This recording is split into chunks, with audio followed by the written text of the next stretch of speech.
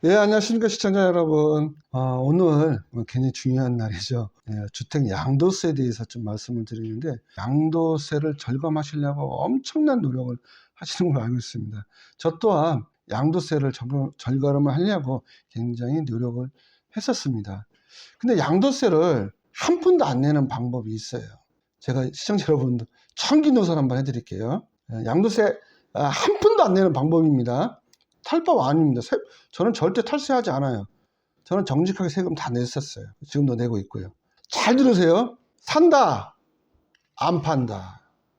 팔지 않으면 양도세 하나도 안 냅니다. 하나도 안 내요. 쉽죠? 안 팔면 한 푼도 안 내는 게 양도세. 근데 그 세금이 그만큼 또 파니까 문제가 되는 거죠. 자, 본격적으로 양도세가 자료가 방대하기 때문에 바로 또 본론으로 한번 들어가 보겠습니다. 자료를 보시면 어떻게 이루어지는지 한번 볼게요. 용어가 어떤 뜻인지 의미를 하는지 볼게요. 양도란 자산에 대한 등기, 등록과 관계없이 매도, 교환, 법인에 대한 현물 출자 등을 통하여 그 자산을 유상으로 사실상 이전하는 것을 말합니다. 그러니까 어떤 매물을 또는 그 부동산을 이전하는 겁니다. 양도하는 겁니다.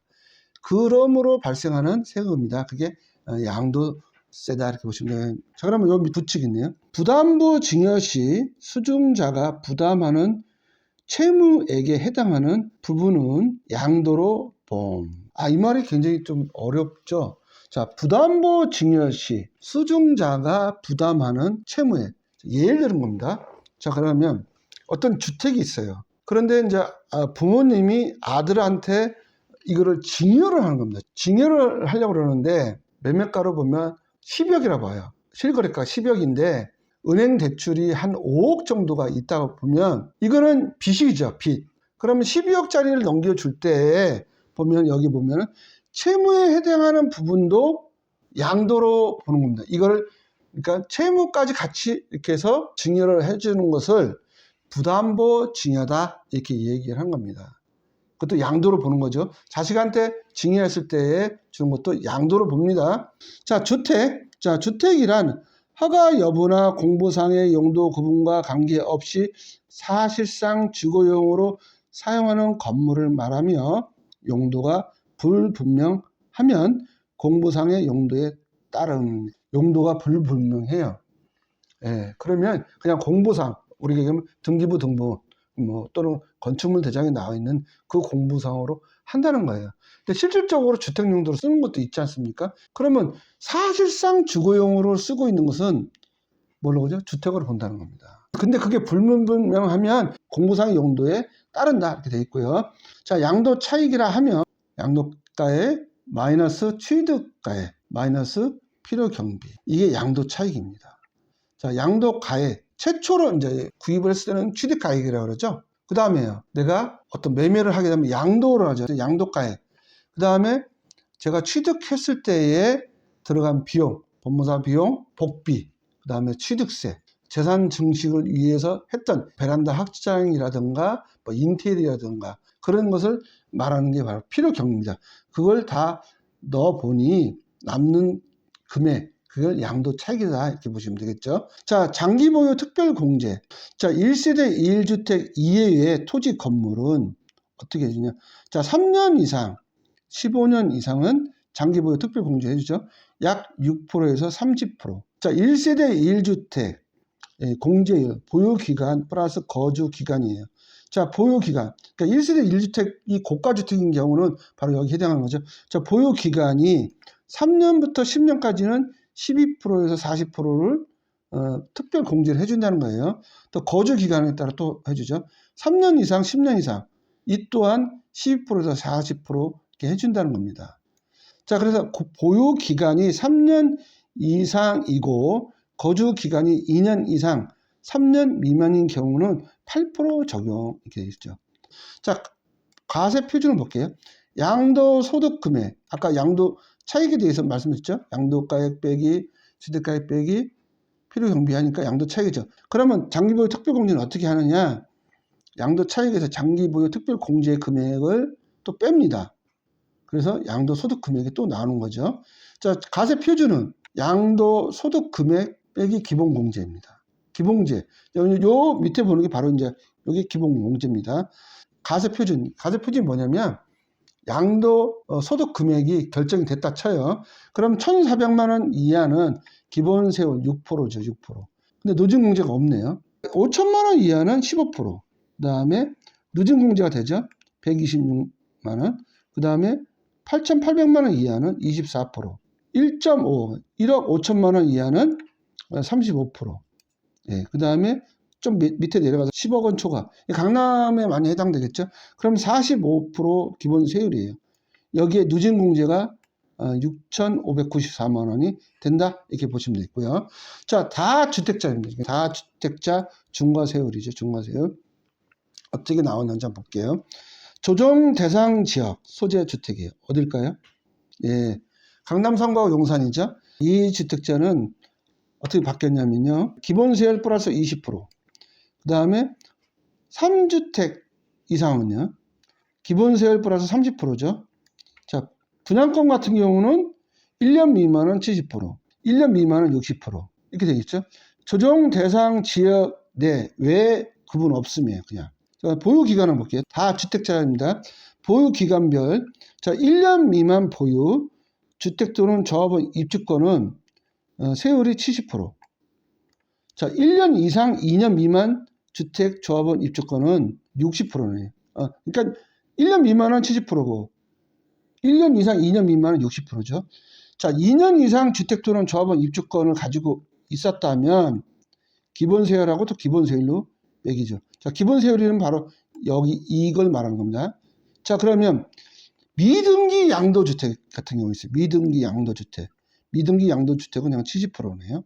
자, 그런데 여기서 얘기는 조정대상지역 소재주택, 이게 중과가 됐죠. 중과. 여기 보면 20%, 그 다음에 30% 이렇게 돼 있지 않습니까? 요게 이제 중과 한시 배제됐어요.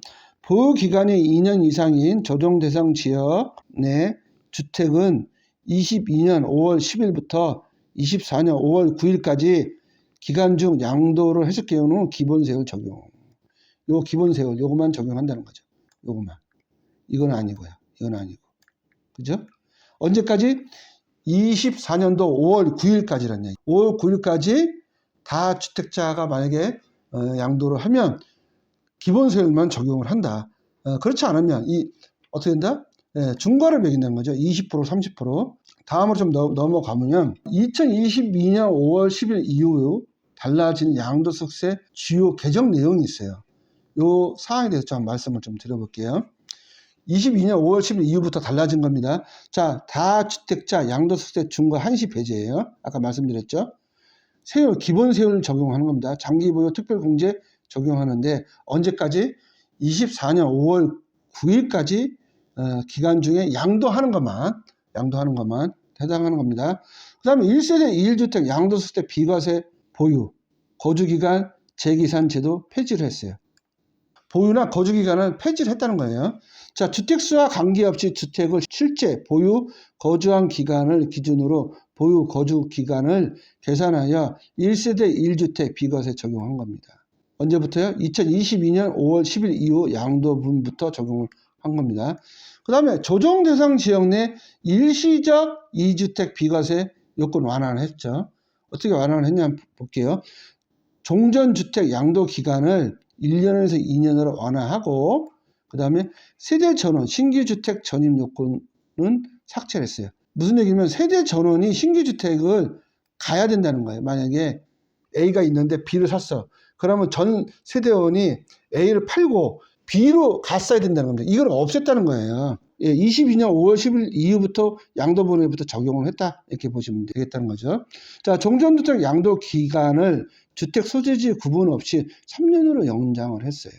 23년 1월 10일 이후 양도분부터 적용을 합니다.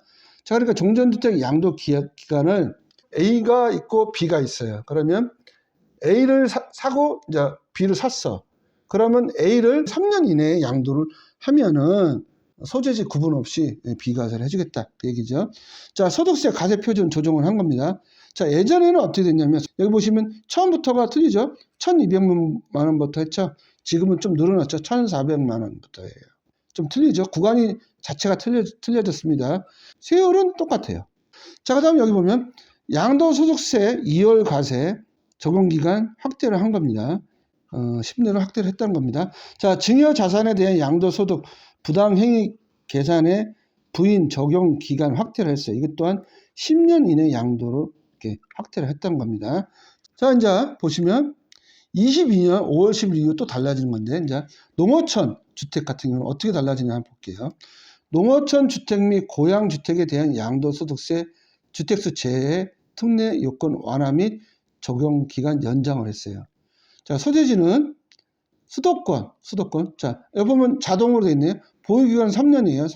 3년. 소재지는 어디냐면 수도권, 도시지역 등에서 제외되는 지역 신설을 했어요.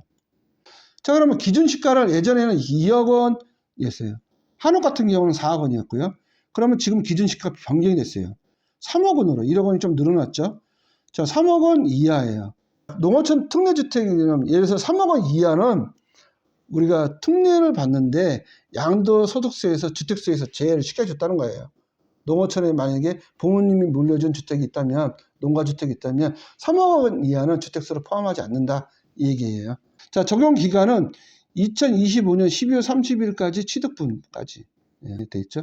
그 다음에 일시적 1주택 플러스 1조합원 입주권 특례 종전주택 처분기간 연장을 했네요.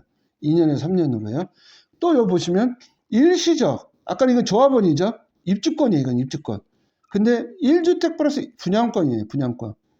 관리처분 인가가 나면 분양권으로 바뀝니다. 우리가 청약통장을 가지고 일반 청약을 하면 이게 분양권입니다. 자, 그러면 1주택 플러스 1분양권 특례 종전주택 처분기간 이것도 똑같이 3년으로 연장을 했다는 겁니다. 자, 그 다음에 재건축 재개발 기간 거주일 대체주택을 취득한 경우 특례 적용 시 대체주택 처분 기간을 2년에서 3년으로 연장해 줬어요. 재개발 재건축 기간 거주합니다. 거주일인 거죠. 이게 무슨 얘기냐면 재개발 재건축을 하게 되면 그 집을 부셔야 되잖아요. 그러면 이주를 해야 되지 않습니까? 그러면 새로운 주택을 내가 산 거예요. 이주를 위해서. 자, 이주를 해서 새로운 주택을 취득을 했다면 이걸 대체주택으로 보는 겁니다. 이 대체주택으로 보는데 이 집을 내가 다시 아파트에 입주를 한 거예요. 이제 완공이 돼서. 그러면 언제? 그 처분기간을 연장한 거죠. 3년 이내 처분을 하면 이 또한 비과세를 해주겠다는 겁니다. 이렇게 개정이 된 겁니다. 자, 그래서 재개발 재건축 때문에 주택을 소유를 했다가 이주를 위해서 떠났어요. 그럼 이 집이 이제 멸실이 되겠죠. 그리고 A에서 B를 샀다 쳐요. B를 샀으면 다시 A로 이사를 오면 또는 B는 3년 이내 처분하면 세금을 안 물린다. 비과세 요건에 해당한다. 뭐 그런 뜻으로 보시면 되겠습니다. 자, 그 다음에 보시면 아까 제가 했죠. 보유하고 거주기간별 공제율이 있다고요. 자, 보면 어떻게 나타나냐. 이렇게 나타납니다. 자, 보유기간이 3년 이상인 토지, 건물. 토지도 이와 똑같습니다. 이제는 토지도 보유기간이 있어요. 주택은 거주기간이 있고요. 자, 건물, 조합원 입주권에 대한 장기보유 특별공제액은 다음 표일에 공제율을 적용하고 1세대 1주택에 해당하는 경우에는 표 위에 공제를 적용한다 보시면 되겠는데 한번 볼게요. 자, 장기보유 특별공제 보유기간 3년부터 쭉 있습니다. 15년까지. 자, 3년은 6%죠.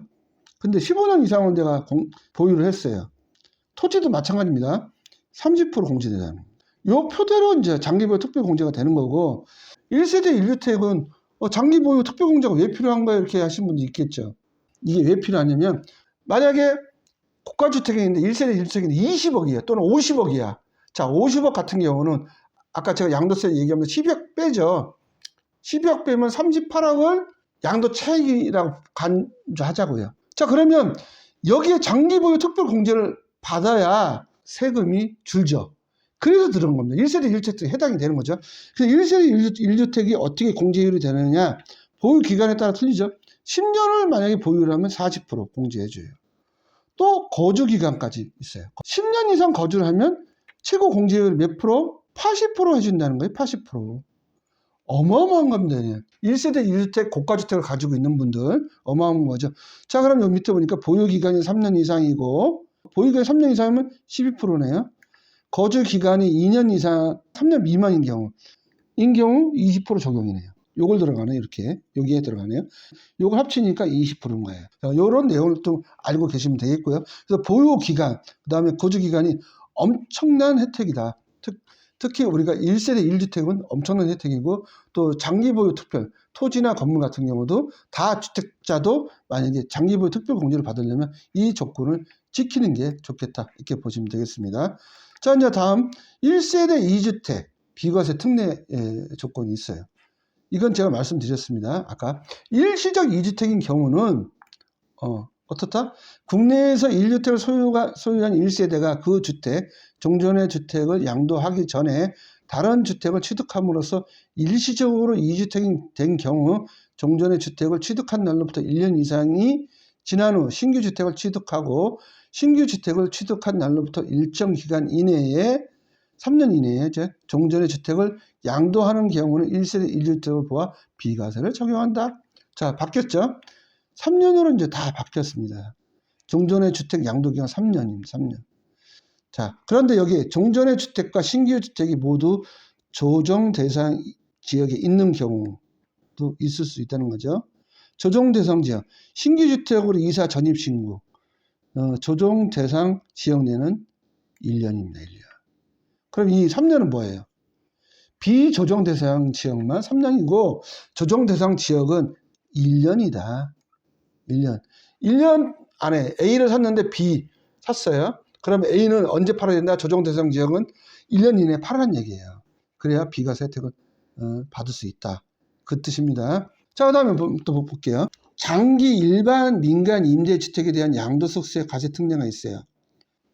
민간 임대주택을 등록을 합니다. 사업자 등록을 구청에 가서 신고를 하고 또 세무서에 신고를 하면 특별공제를 받습니다. 근데 지금은 이제 좀 바뀌었죠. 예전에는 4년짜리 있었고 8년짜리 있었는데 지금은 장기 일반 민간 임대주택이 다 통일돼서 10년으로 바뀌었어요. 10년으로. 자, 10년 동안 민간 임대로 놓는다면 그것을 주택수에 빼주는 겁니다. 주택수 빼주면서 양도소득세 과세 특례를 해주는 거예요. 그럼 다주택자도 해당이 되냐? 예, 다주택자도 해당이 돼요. 내가 예를 들어서 5채가 있어요.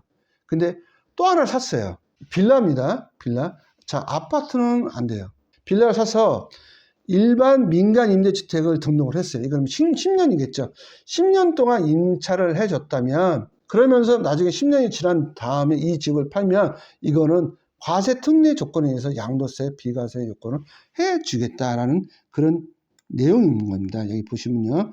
일반이든 민간이든 어떤 주택을 등록을 하면 아래 요건을 모두 충족하고 양도하는 경우에는 임대기간 중에 발생하는 소득에 대한 장기 보유 특별공제의 계산 시 50%를 적용하며 10년 이상 계속하여 임대한 후 양도하는 경우는 70%의 공제를 적용한다. 그러니까 과세 특례 조건인데 양도소득세를 공제해 준다는 거죠. 보면 자, 다만 2020년 7월 11일 이후 아파트를 장기 일반 민간 임대주택으로 신청한 경우와 단기 민간 임대주택을 장기 일반 민간 임대주택 등으로 변경 신고한 주택은 어떻게 된다? 제외한다. 아파트 같은 건 제외한다 그랬죠, 제가요. 자, 공제해 준다는 겁니다. 완전 비과세가 아니라 공제. 50%에서 70% 공제를 해준다. 양도소득세를 공제해준다. 그런 뜻입니다. 자, 그 다음에 8년 이상 계속하여 임대하는 양도할 것.